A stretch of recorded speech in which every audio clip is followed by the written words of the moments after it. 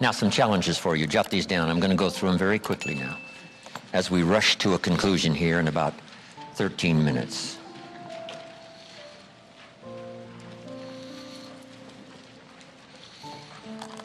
Here they are. You're going to have to write fast now.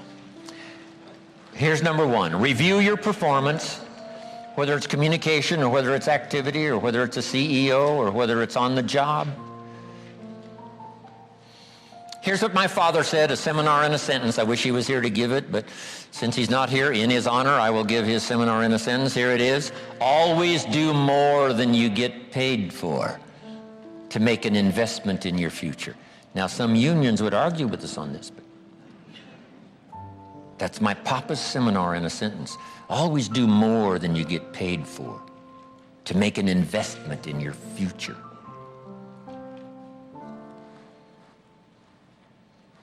My father was so unique. Papa said if it's raining, you can't fix the roof. If it isn't raining, it doesn't need to be fixed.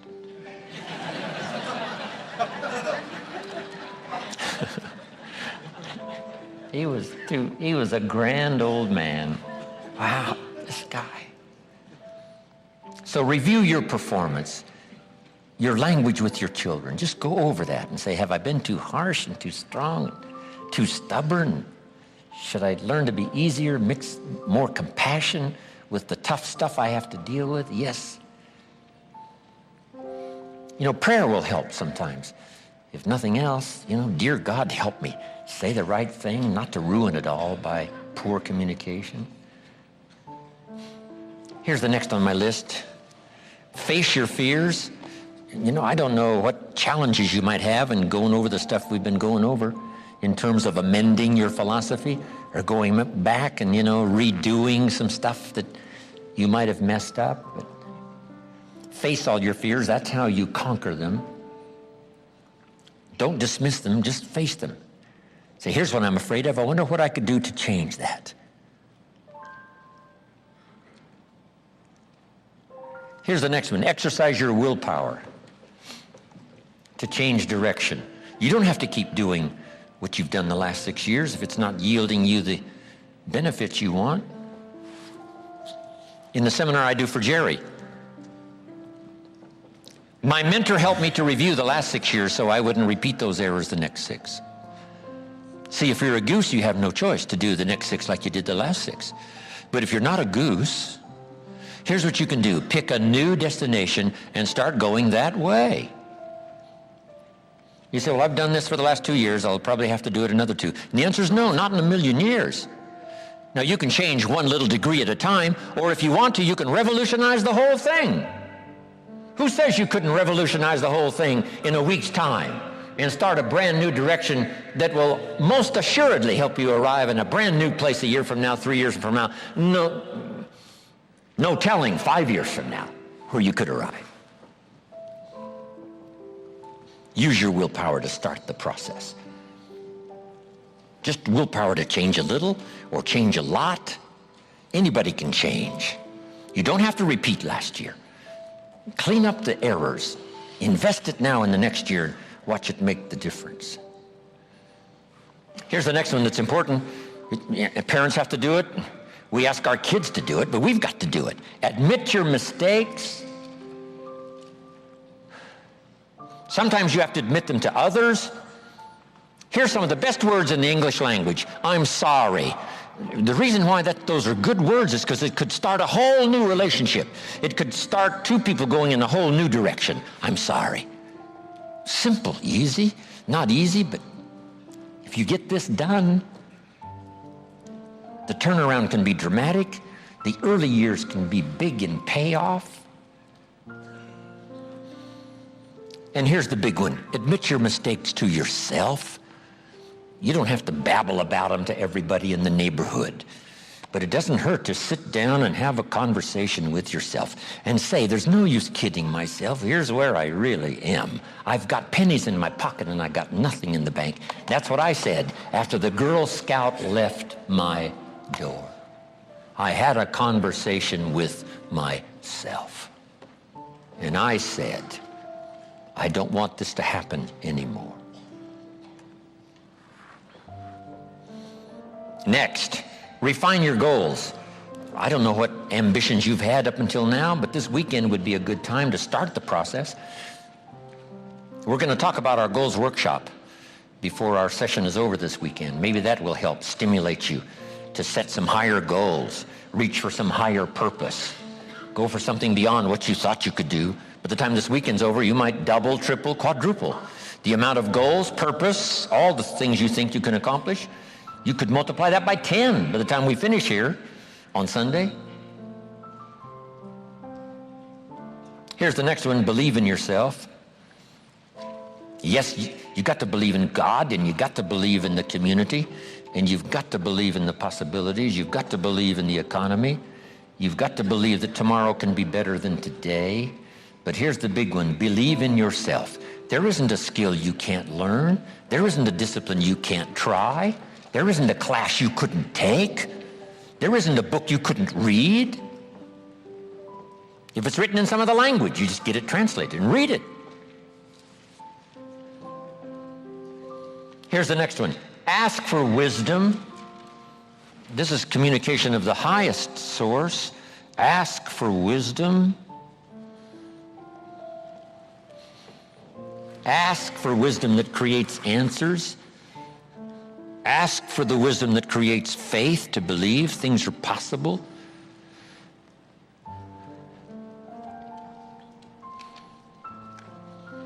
In King Solomon's day, there was the dilemma of two mothers who claimed the same baby. And the question was, whose baby is this? This mother says, it's mine. The other mother says, no, it's mine. Solomon said, bring me the baby.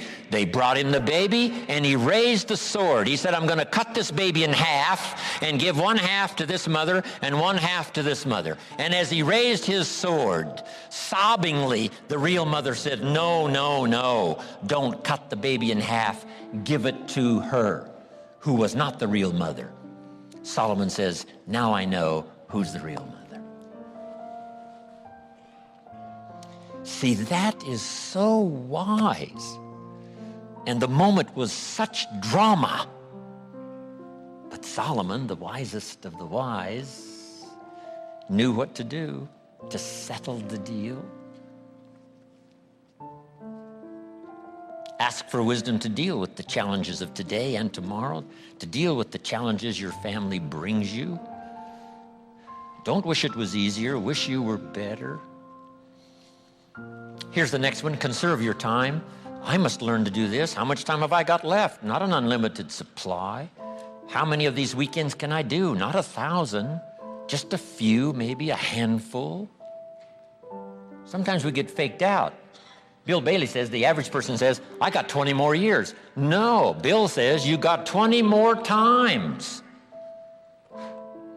If you go fishing once a year, you've only got 20 more times to go fishing. Not 20 years. That fakes you out. I got 20 years. No, 20 times.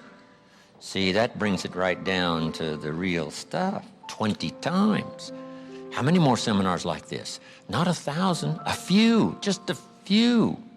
So would I mumble and stumble? Would I give you less than my best when I've only got a few more to give? And the answer is no, of course not. If you're a person of some dignity and quality, you wouldn't let that happen. Next, invest your profits. We're going to talk now about this before the weekend is over on financial independence. And I'm going to give you some excellent advice. Here was one of the philosophies Mr. Schoaf gave me, along with Mary Kay. Here's what he said. Profits are better than wages. Wages make you a living. Profits make you a fortune. Mary Kay and I went for that. Wow. Could we start earning profits while we're making a living? The answer is yes. I went berserk. Here's one now. Protect your family. These are troublesome times. Not that they haven't been troublesome times for 6,000 years.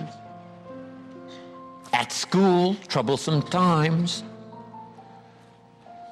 I know a wonderful mother and a wonderful father who had two boys. In school, they went two different directions, and one became a model citizen and the other one went to jail. Wow. Protect your family as best you can from the hidden dangers, the lurking evil one. Here's the next one. Live with intensity. You might as well turn it up a notch or two after this weekend. Why not? Invest more of you in whatever you do. Be a little stronger, be a little wiser.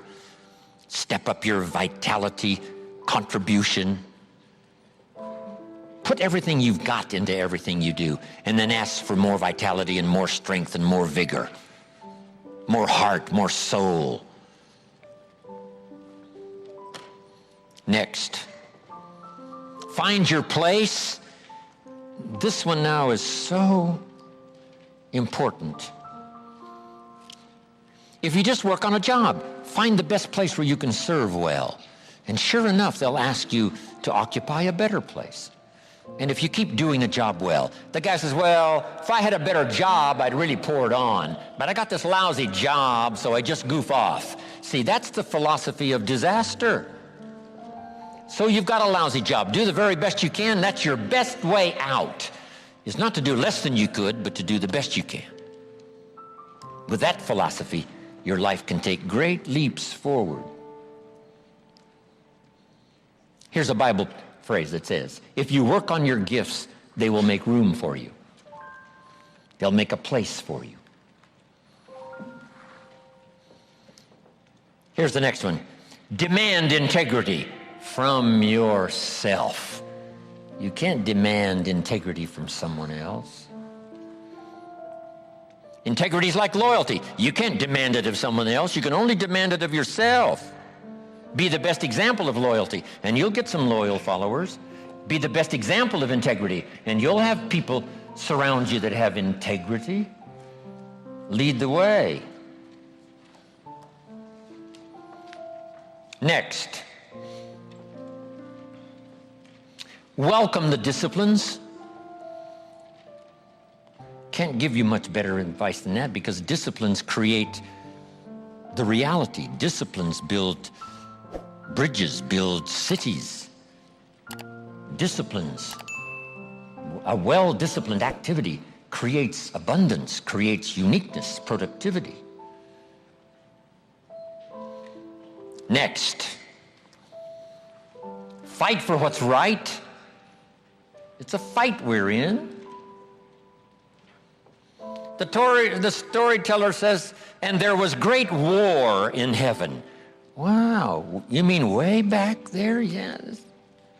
1/3 of the angels conspired. I asked Bill Bailey, how long do you suppose it took 1/3 of these angels to get together? Did they conduct meetings? I don't know. Bailey says the storyteller doesn't say. I said, then we're supposed to use our imagination. I don't know. It does say finally the great war occurred, and the 2/3 prevailed and the 1/3 lost. One of the writers of later scripture, here's what he said, I fought a good fight. See, that's extraordinary to be able to say. I fought for my kids, and I fought for what was right, and I fought for my good health, and I fought to protect my company, and I fought for a good career that would bless my family. I fought a good fight. It's good to fight. The encroachment. Opposites are in conflict, and we're in the middle. And if you want something valuable, you got to fight for it. Then this writer also said, not only have I fought a good fight, and I'll finish with this, and I got a much longer list, but maybe I can cover these at another time. He said, I fought a good fight, and I kept the faith. See, that's the deal. Keep faith with your family. Fight like crazy and keep faith. Fight the enemy and keep faith. Fight illness and keep faith. Fight the evil and keep faith. I can't give you much better advice. So thank you very much for your attention. I appreciate it.